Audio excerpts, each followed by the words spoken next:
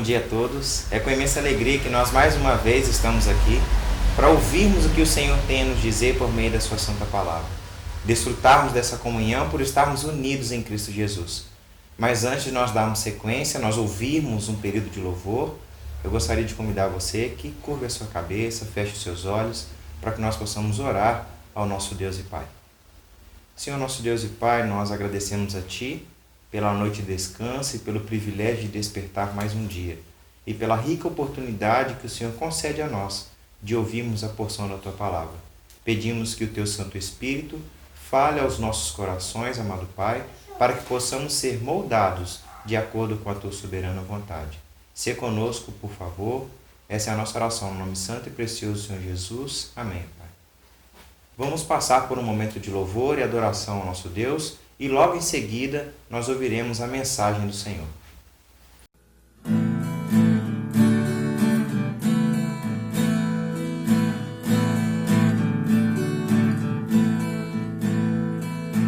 Lança teu cuidado sobre o Senhor, o teu cuidado sobre o Senhor,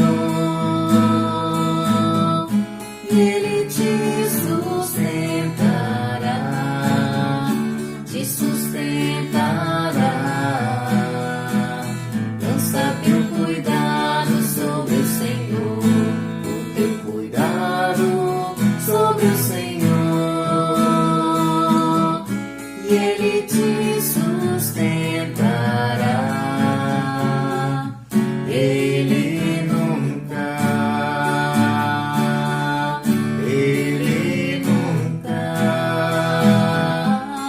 permitirá que o justo seja abalado. Lança teu cuidado sobre o Senhor, cuidado sobre o Senhor, e Ele te sustentará,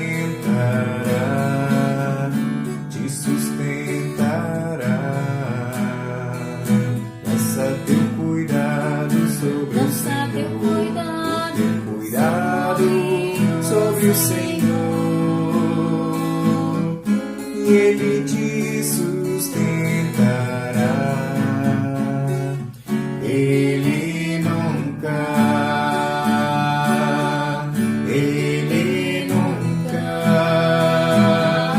permitirá que o justo seja abalado.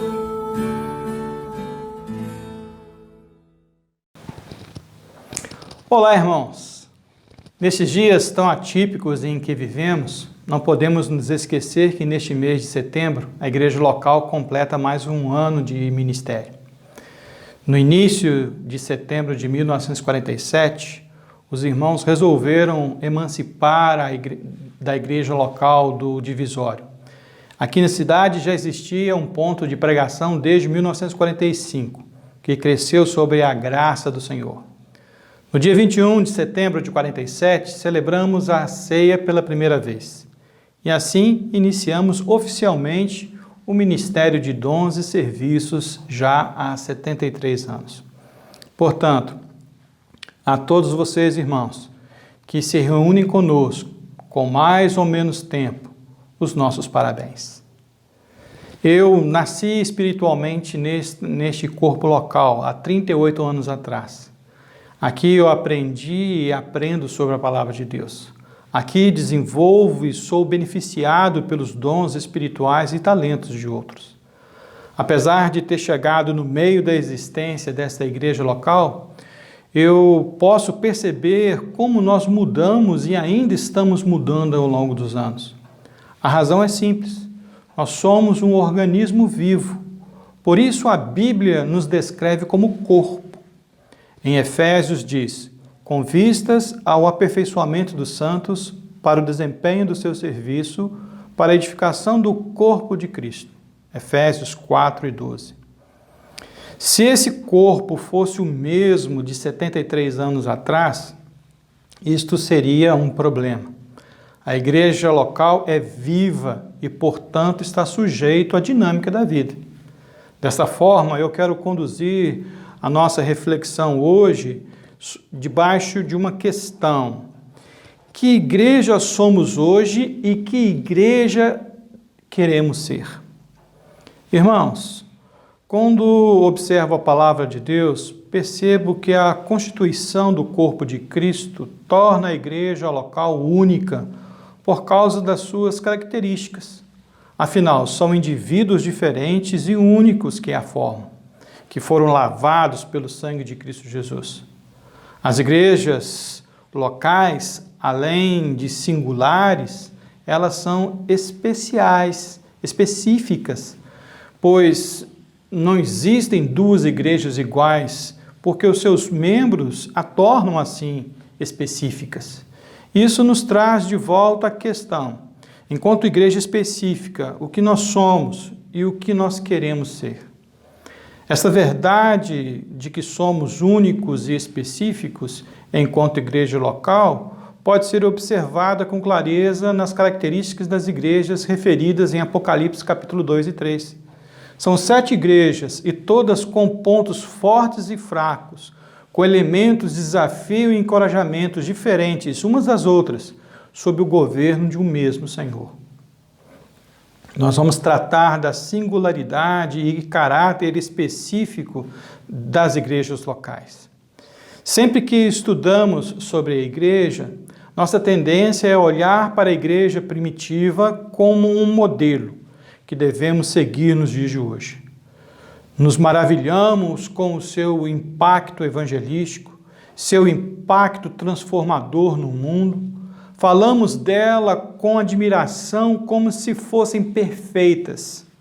Entretanto, nos esquecemos do registro bíblico da presença de heresias, de hipocrisias, de rivalidades, de imoralidades que perturbavam a igreja primitiva tanto quanto nos perturbam hoje. A igreja primitiva aprendeu a ser e a agir como igreja em seu tempo. Quero, nesta oportunidade, então, observar estas duas igrejas tidas como modelos. A igreja de Jerusalém, a primeira a existir, na qual os apóstolos ministraram, e a igreja de Antioquia, aquela que é modelo de ministério em missões. Elas, ao se mostrarem únicas e específicas em seu tempo, revelam como deve ser a essência da igreja local em qualquer época e cultura.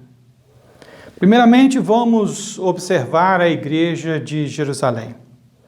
Certamente ninguém discorda de que ela é a igreja iniciante, ou seja, a primeira. Ela nasce em uma sala onde os seguidores de Jesus estão aguardando a ação divina do Espírito Santo, conforme o Senhor Jesus ordenou quando elevou-se ao céu. Eis que vos envio sobre vós a promessa de meu Pai.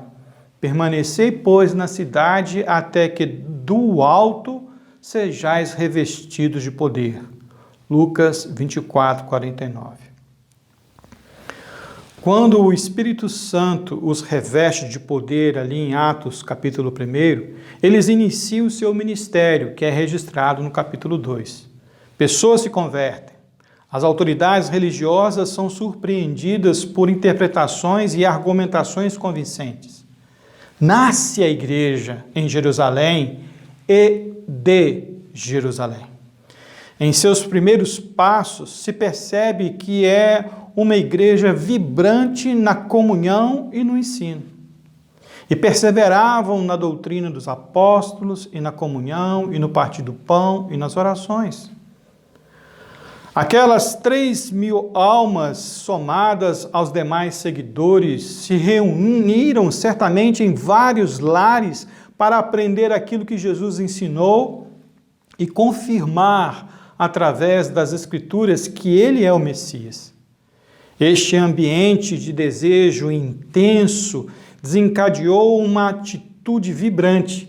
Perseveravam. Os primeiros cristãos desejavam saber, conhecer mais e mais. A nova vida produzida pela presença do Espírito transformador mudou-os por completo, rompendo barreiras sociais tão marcantes entre os judeus de Jerusalém e os seus visitantes. O fulgor e a ação do Espírito são tão evidentes que ela é uma igreja com testemunhos marcantes. As pregações eram, antes de tudo, testemunhos sobre Jesus. Esses sermões marcaram a cidade, porque foram realizados pelos apóstolos de forma extraordinária e, por que não dizer, divina. O texto diz: muitos prodígios e sinais eram feitos por intermédio dos apóstolos. Atos capítulo 2, verso 43. Entretanto, os testemunhos não prenderam unicamente aos sermões, mas pelo impacto também do martírio e do sofrimento pelos quais passaram. Diz o texto bíblico em Atos capítulo 5, os apóstolos se retiraram do sinédrio regozijando-se por terem sido considerados dignos de sofrer afrontas por esse nome. E todos os dias no templo e de casa em casa não cessavam de ensinar e de pregar Jesus, o Cristo.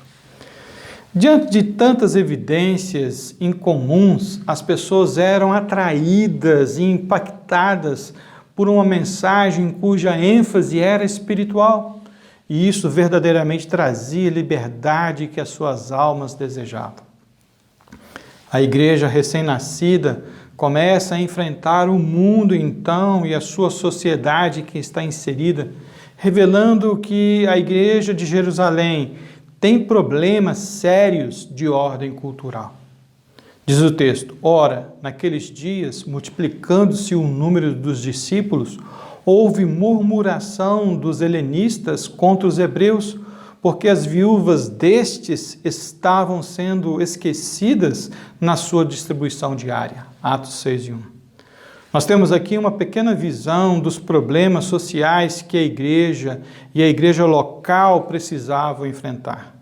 A sociedade judaica naqueles dias era altamente estratificada e elitista, gerando uma cultura preconceituosa e vaidosa. Os novos relacionamentos provocados pelo Evangelho certamente causaram problemas, a exemplo do que ocorreu na distribuição dos recursos para as viúvas aí dos helenistas e hebreus.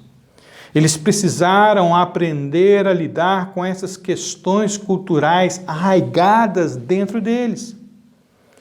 Assim, Jerusalém é uma igreja que buscou soluções claras para manter a visão divina de um só corpo. Apesar do Espírito estar transformando as pessoas, existem barreiras culturais que precisam ser rompidas mediante o entendimento e o crer nas revelações divinas. Esta foi a causa da repreensão de Paulo diante de Pedro e Barnabé, quando deixaram de ter comunhão com os gentios ao chegarem os representantes de Jerusalém. É o que diz Gálatas capítulo 2, de 11 a 21. O Evangelho e o Espírito têm mudado a sociedade, mas em cada geração existem novas etapas a serem enfrentadas. Quando digo isso, não me refiro à necessidade de aceitação desses novos comportamentos, mas o julgamento criterioso desses novos comportamentos e valores sociais diante da palavra de Deus, diante da contracultura cristã. Parte desse problema cultural foi resolvido através do Concílio de Jerusalém em Atos capítulo 15.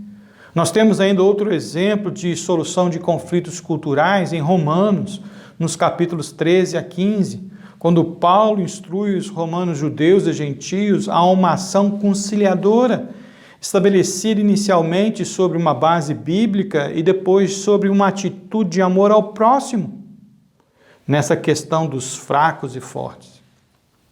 E não podemos nos esquecer que antes disso, a primeira atitude da igreja de Jerusalém foi estabelecer o departamento diaconal. Atos capítulo 6, versículos de 1 a 7. A vida iniciante da igreja de Jerusalém não era uma revelação clara e óbvia. Os profetas atuavam ainda no meio dela, esclarecendo sua missão e papel no plano de Deus.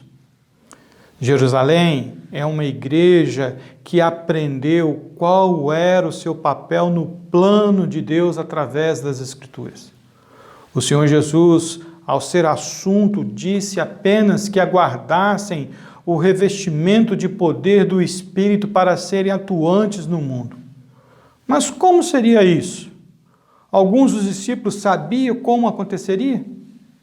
Foi a vivência enquanto igreja que os levou à compreensão de seu papel na cidade de Jerusalém. A síntese de uma oração demonstra esta verdade em Atos capítulo 4, nos versículos 23 a 31.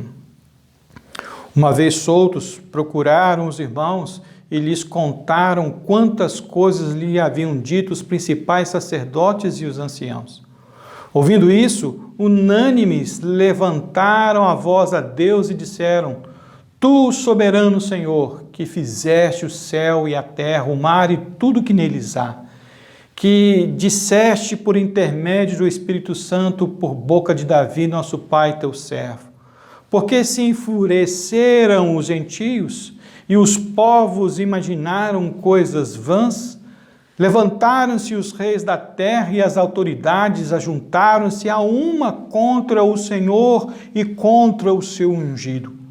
Porque verdadeiramente se ajuntaram nesta cidade contra o teu santo servo Jesus, o qual ungiste Herodes e Pôncio Pilatos, com gentios e gente de Israel, para fazerem tudo o que a tua mão e o teu propósito predeterminaram.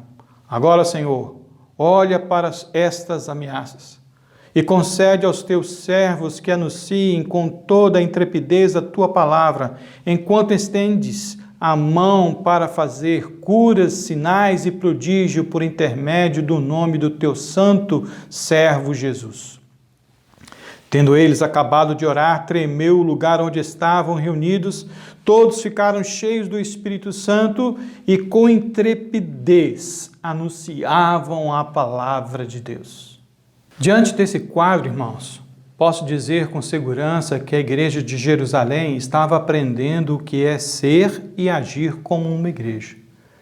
Ela permaneceu em Jerusalém até o momento em que o Senhor mostrou que ela precisava dar um novo passo para continuar aprendendo o que é ser igreja. Saulo, porém, assolava a igreja, entrando pelas casas e arrastando homens e mulheres, encerrava-os no cárcere. Entre mentes, os que foram dispersos iam por toda parte pregando a palavra de Deus. Atos 8, 3 e 4. Assim, encerramos as nossas observações da igreja local de Jerusalém. Nós vamos agora, então, observar a igreja de Antioquia. Só que eu vou fazê-lo de uma forma mais breve, ok? Vejamos que a igreja de Antioquia, ela é fruto de uma expansão, portanto, ela não é uma igreja nascente, ela não foi a primeira igreja. Então, os que foram dispersos, diz o texto bíblico, alguns deles que eram de Chipre, de Cirene e que foram até Antioquia, falavam também aos gregos, anunciando-lhes o evangelho do Senhor Jesus. A mão do Senhor estava com eles e muitos crendo se converteram ao Senhor. Atos capítulo 11, versos 19 a 21. Antioquia é fruto de uma obra expansionista ministrada pelo Espírito Santo e pela compreensão do papel dos crentes de serem testemunhas enquanto caminham pelo mundo. Observe no texto que não se trata dos apóstolos evangelizando, mas dos simples crentes do caminho. Uma barreira é claramente quebrada aqui, pois os gregos, ou seja, os pagãos verdadeiros, os gentios, se convertem com uma mensagem que não lhes é nativa. A mensagem de Jesus como Messias é de origem judaica. Entretanto, creram por causa dos anseios de suas almas. Estes anseios surgiram do ambiente social e espiritual em que viviam. Em Jesus, o Messias, eles têm uma real esperança de salvação. A igreja local de Antioquia é, portanto, uma expansão da igreja que começa a avançar pelo mundo de sua época. Diante disto, a igreja de Antioquia torna-se oficialmente uma congregação racialmente mista. A igreja de Antioquia tinha judeus, tinha prosélitos, ou seja, gentios convertidos ao judaísmo, e pagãos legítimos, os gregos. A mistura racial estava feita. Pagãos se converteram. Como então desfazer isso? Diz o texto: a mão do Senhor estava com eles, e muitos crendo se converteram ao Senhor. Atos 11, 21. De fato, os gentios seriam abençoados pelos judeus na época do Messias, conforme as afirmações proféticas. Mas não deste jeito. A igreja era em si uma nova revelação. Não há como negar que esta era uma igreja genuína, pois sobre ela a comunidade de Antioquia disse: em Antioquia foram os discípulos pela primeira vez chamados cristãos. Atos capítulo 11, verso 26b. Assim, uma nova particularidade, singularidade e algo específico surge na cidade de Antioquia, que é a igreja local de Antioquia. Uma terceira observação: a igreja de Antioquia era uma comunidade vibrante, como deve ser a igreja, o corpo de Cristo. Sua vibração vinha do aprendizado da palavra e pela transformação de vida como evidência concreta. Diz o texto bíblico: e por todo um ano se reuniram naquela igreja e ensinaram numerosa multidão. Em Antioquia foram os discípulos pela primeira vez chamados cristãos.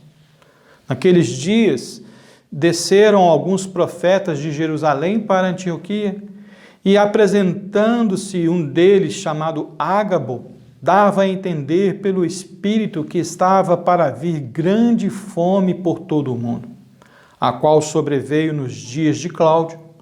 Os discípulos, cada um conforme suas posses, resolveram enviar socorro aos irmãos que moravam na Judéia. O que eles, com efeito, fizeram, enviando aos presbíteros por intermédio de Barnabé e de Saulo. Atos capítulo 11, versos 26 a 30. Esses versículos são uma reprodução de Atos capítulo 2, versos 42 a 47, mas em outras palavras. Mas nem tudo são flores.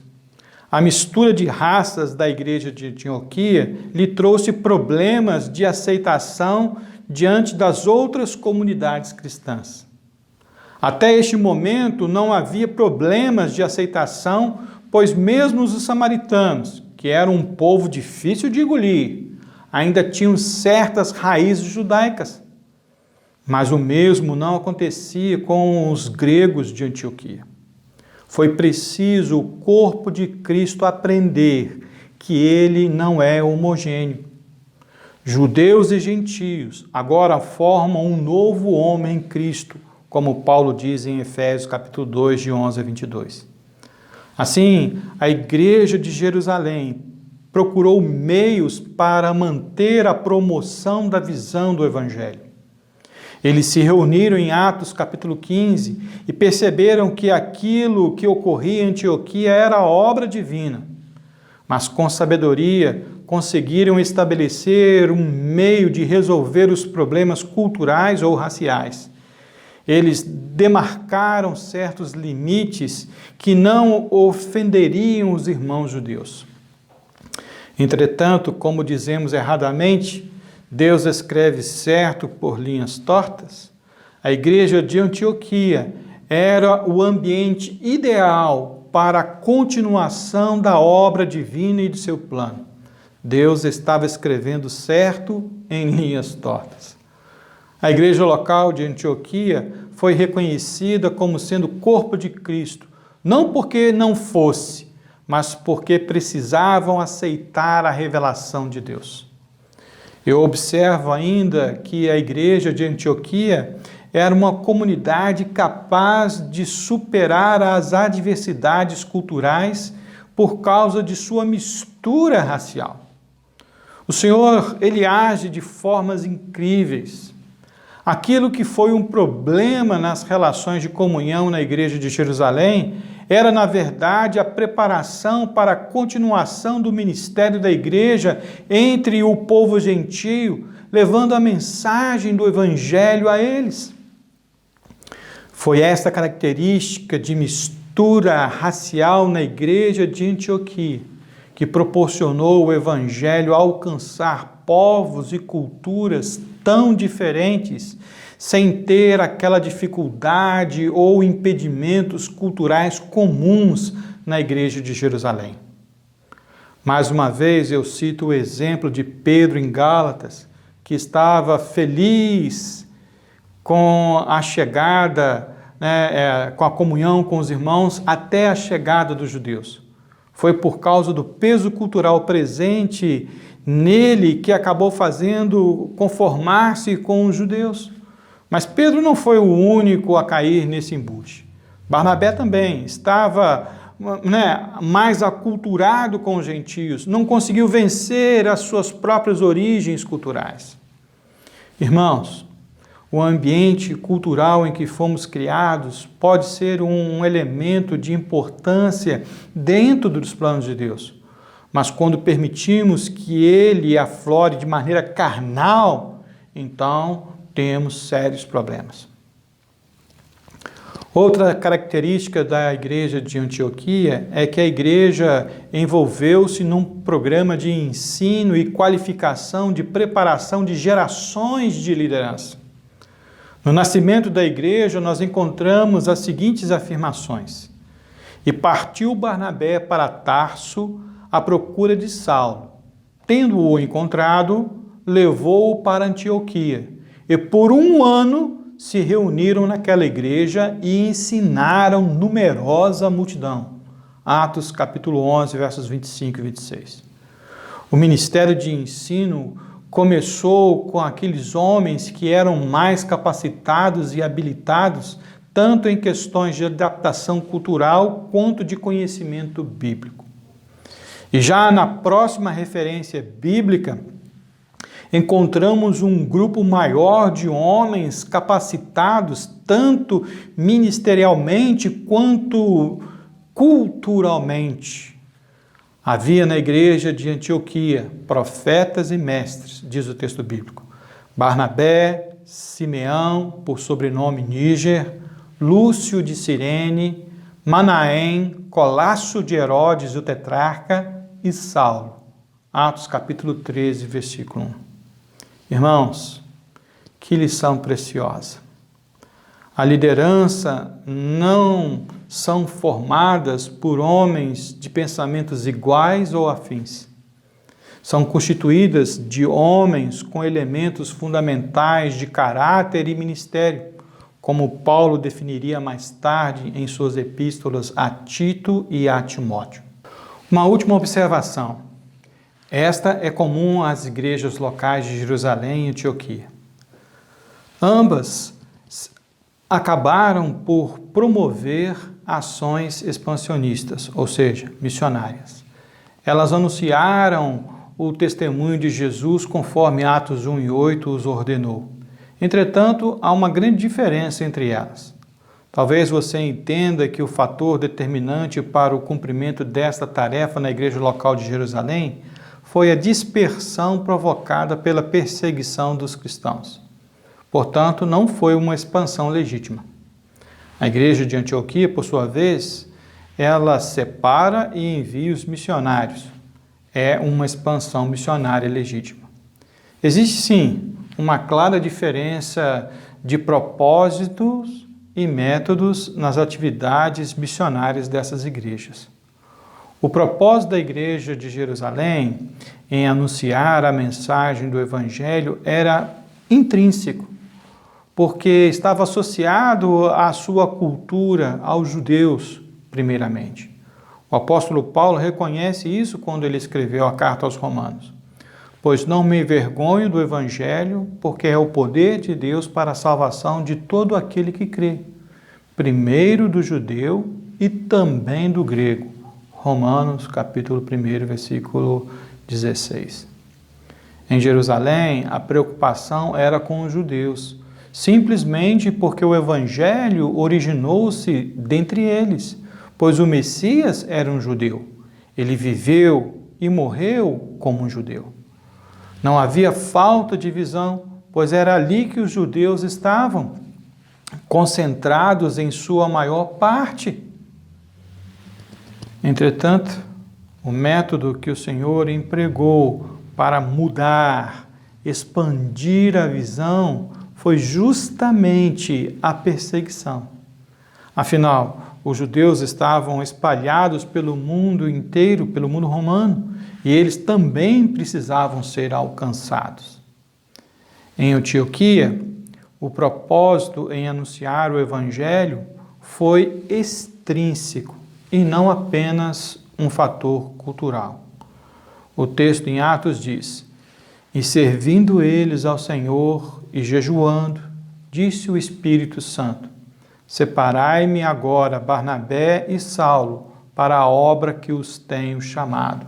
Atos capítulo 13, versículo 2. Não estou dizendo que esta missão foi espiritual e que a missão de Jerusalém não foi, mas é o Espírito direcionando para fora, pois havia um corpo local que aprendeu a importância de alcançar qualquer um.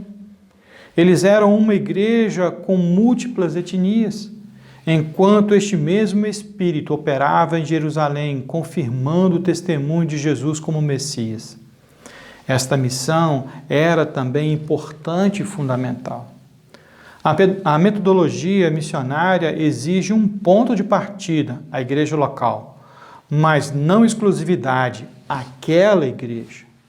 As missões não eram exclusivas da primeira igreja ou daquela que tinha um ambiente cultural propício.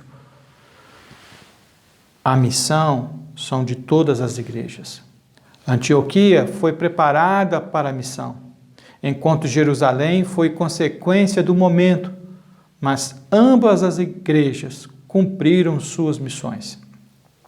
Devemos lembrar que o cabeça, que é Cristo, conduz o corpo, que é a igreja. As igrejas locais cumprirão a sua tarefa de acordo com aquele que é o cabeça, direcionando, não o contrário.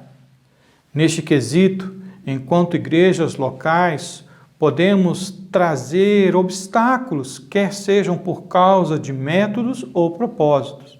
Assim, é preciso retornar sempre à verdade de que as igrejas são diferentes entre si, e em constituição e no tempo, mas elas não podem perder sua essência como corpo de Cristo.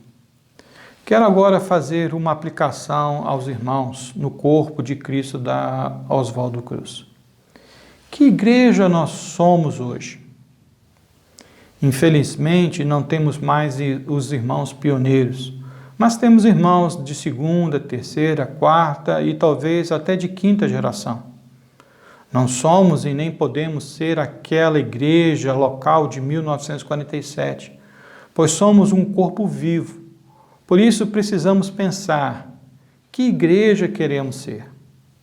Creio que a resposta não esteja na diferença ou modernização no sentido simples da palavra, mas de entender o nosso papel como corpo de Cristo hoje, mantendo a essência de ser um corpo local, mas de entender que temos um papel específico e exclusivo nesta geração.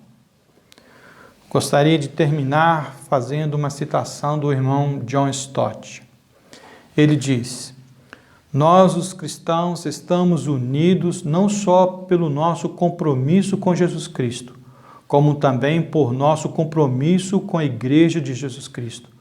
Precisamos ter a mesma perspectiva da igreja que Jesus tinha e redescobrir a visão de uma igreja viva, renovada pelo Espírito Santo, tal como foi nos seus primeiros tempos.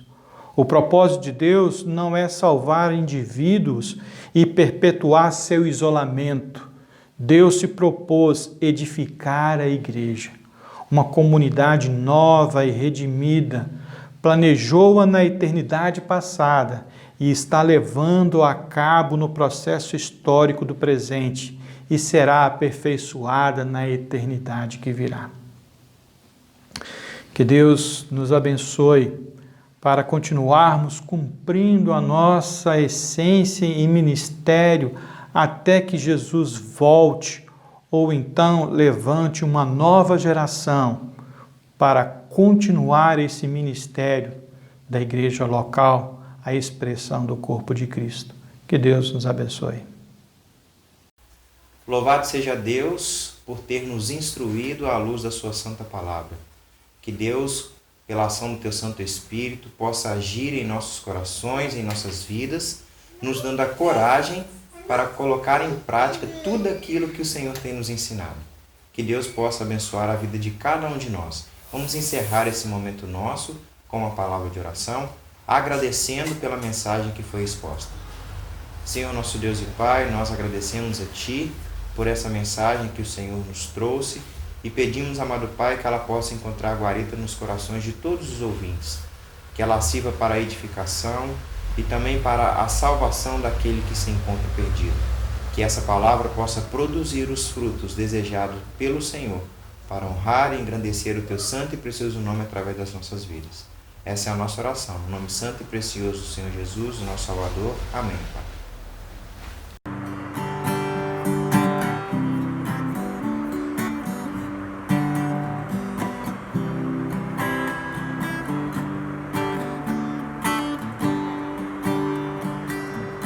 Nas estrelas vejo a sua mão e no vento ouço a sua voz.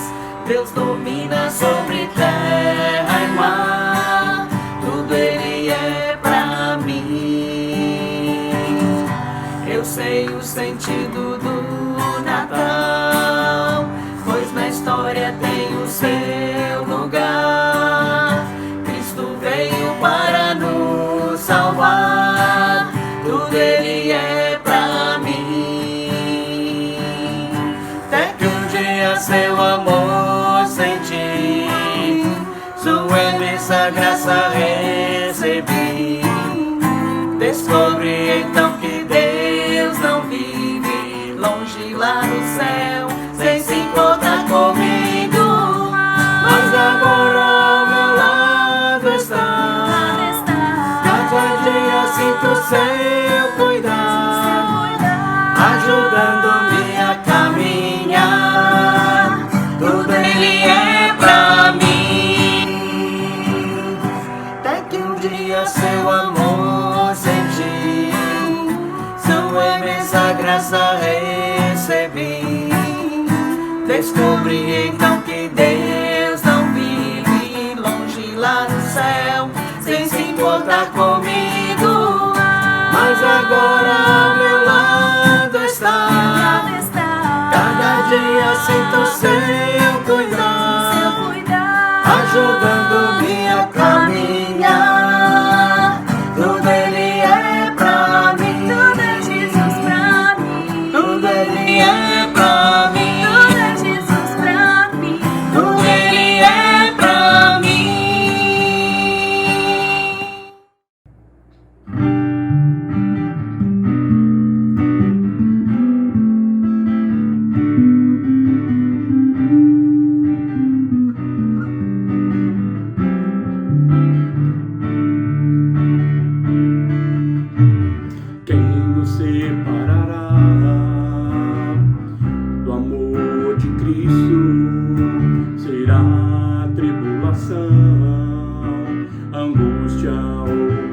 perseguição, fome ou nudez, perigo ou espada.